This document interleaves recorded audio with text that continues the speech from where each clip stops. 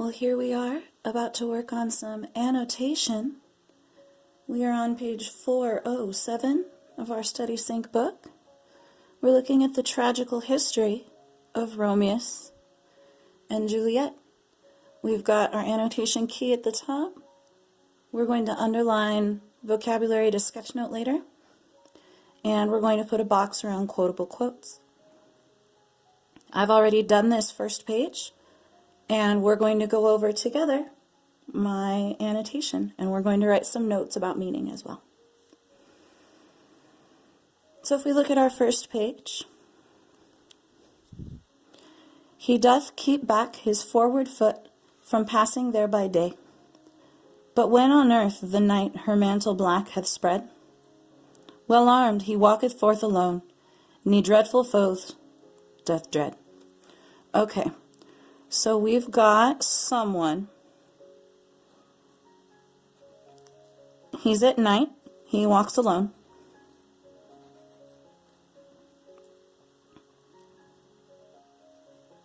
Ne dreadful foes doth dread. So you can see I've underlined mantle as an unfamiliar word that we'll look up. Foes. Now I know foes means our enemies. He does not dread all these dreadful foes. He is not afraid to be out at night walking around alone. Let's keep reading. Whom maketh love not bold, nay, whom makes he not blind. So I put a box around that one. That's going to be one of my quotable quotes. Whom maketh love not bold. That means that they're brave. Love makes you brave. So I'm going to write brave, and I'm going to put a heart around it. And then I'm going to draw arrows because that's what I think this means. But let's read the rest of it. Nay, that means like no. Whom makes he not blind. Ooh, So maybe the reason one is so brave in love is because one is blind to something. So we can make an inference. We can infer. There's a good academic word. We can infer that this person who's walking alone at night, who's not afraid, is brave because he's in love, and that's why he's not afraid of danger. Whoa, okay. There's a lot going on. Let's keep reading, or we're going to take a long time to get through this. He reaveth, odd word, I looked it up. Do your sketch notes. He reaveth danger's dread oft times out of the lover's mind. Well, that's just saying more of this, right? It's our nice rhyming couplet.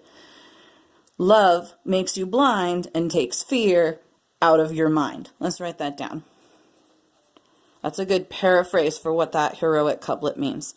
Love makes you blind plus takes fear out yo mind. I'm being, poetic. I'm being Shakespearean, in my writing. By night he passeth there, a week or two in vain, and for the missing of his mark, his grief hath him nigh slain. And Juliet, oh,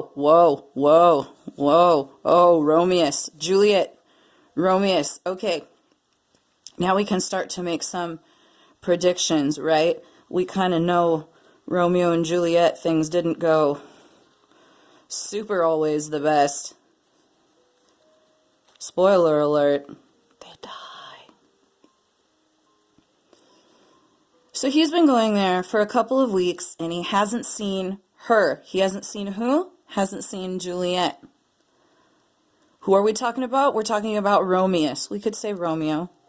Same difference. It's the inspiration, right? Her Romeus's pleasant eyne. I underline that. That means eyes. That means it's just an old-timey plural for eyes. I mean is almost dead of grief. Each day she changeth hours, for lovers keep an hour, when they are sure to see their love passing by their bower. That means like her balcony, her garden. So he has been walking around looking for her. She's been standing out looking for him. Impatient of her woe, she happened to lean one night. That's a good word, woe. That means sadness. I know that one, but I'll underline it because it's in bold. Impatient of her woe, sad face. She happened to lean one night within her window, and anon the moon did shine so bright that she espied her love. Her heart revived sprang, and now for joy she claps her hands, which erst for woe she rang. She saw him finally. They saw each other, and they're like, oh my gosh, you're so great. I love you so much. I missed you. Oh my gosh, how are you? Oh my gosh. So we're gonna draw that. You can tell I'm really good at drawing. Here's Juliet. Here's Romeus, and they're like, OMG, I haven't seen you. Okay. Ik Romeus, when he saw his long-desired sight, his morning cloak of moan cast off hath clad him with delight. He's happy too. We already drew that. Yet dare I say, of both that she rejoiced more. She was happier, so we'll draw extra hearts and smileys around her. His care was great, hers twice as great as all time before. For while she knew not why he did himself absent, I doubting both his health and life, his death she did lament. She was like, oh my gosh, I haven't seen you. Are you dead? And he's like, I'm not dead. But they give the reason here. For love is fearful, oft where is no cause of fear. Ooh, that's going to be one of our quotable quotes. I put that in a box. For love is fearful, oft where is no cause of fear. And what love fears, that love laments, as though it chanced were. Let's read that again. And what love fears, love laments. What you're scared about in love, you already get sad about it like it already happened.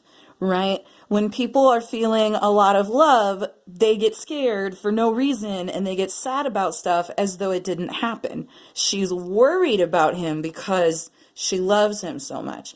So I'm going to make an arrow and I'm going to write, love makes people worry. That's true. And what love fears, that love laments, as though it chanced were. Of greater cause, alway is greater work ye bred.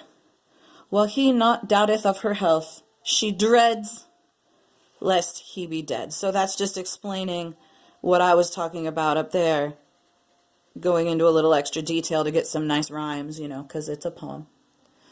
So we've underlined some vocabulary that we're going to need to sketch note later. We've also put in boxes, 2 different nice quotable quotes that we're going to put off to the side of our sketch notes. And just like on a cooking show, I've already done my sketch notes. I'd like to share them with you now. So here's my title, The Tragical History of Romeus and Juliet. Here's the author, by Arthur Brooke. In blue, I've taken my underlined vocabulary that I said would be my vocab 2 sketch note, and I wrote down that vocabulary. I wrote it all first in pencil. Then as I looked up the words, I drew the picture. So you can see, like, revived means to come back to life. So I drew a flower that was like kind of dead, had negative energy, zigzags coming out of it. And then it got revived, it came back to life. So now it's standing up, it's shining with sunlight and energy. Oft means often. So I drew some clocks being added together. Ere means before, so does erst. So I wrote before and then like an arrow going backwards. So reaveth is a nice one, like a reaper, to reeve, to cut. So I drew an image there, and that can help me go back. I can go back to my notes. I can take reaveth, for example. Okay, it's underlined, so it's easy to find. He reaveth dangers oft times out of the lover's mind. Reaveth. What's my picture there? Well, it's like a sword thing, a scythe. So to reeve probably means to cut, right? That's why I drew that picture, because it means to cut. Love cuts dangers dread often from the lover's mind. Oh, yeah, okay, love makes you brave. It's like they're saying the same thing lots and lots and lots of times. You'll see another example of that with words that mean eyes. Ein means your eyes. Espied means to look at something. Also, words with sadness. Woe means you sad. Lament means you sad. Dreads is you're like afraid and sad. So there's lots of those similar emotions going on. I took my vocab, looked it up, and sketchnoted it. I also made some extra notes at the bottom about how things sound like. This isn't music like a song. This is what they sound like. So as you read this old-timey writing by Arthur Brooke, who inspired Shakespeare, you see doth, hath, maketh, walketh, passeth, changeth, don't liketh it, right? It's difficult. It's like, ooh, this is old-timey, but it's not difficult. Just pretend that it sounds like an S. All of a sudden, these are words we know. Does, has, makes, walks, passes, changes. So it makes a lot more sense. When we just kind of hear it a different way, that's what this sounds like means. So this is an example of you doing some sketch notes. Then I also did my quotable quotes. Here's my 2 quotable quotes. My first one, whom maketh love not bold, nay, whom makes he not blind, parentheses, author, page number, line number, end parentheses, period. Woo! Let's say that again. Parentheses, author, page number, line number, parentheses, period. Very nice. Write the whole quote, sketch note it up. Here they are in love. Oh, but they're so blinded they don't see. And that leads us down into our next note. Oh, Romeo and Juliet forever. How cute. For love is fearful often, where is no cause of fear. Parentheses, author, page number, line number, parentheses, period. One more time, good citation, parentheses, author, page number, line number, parentheses, period.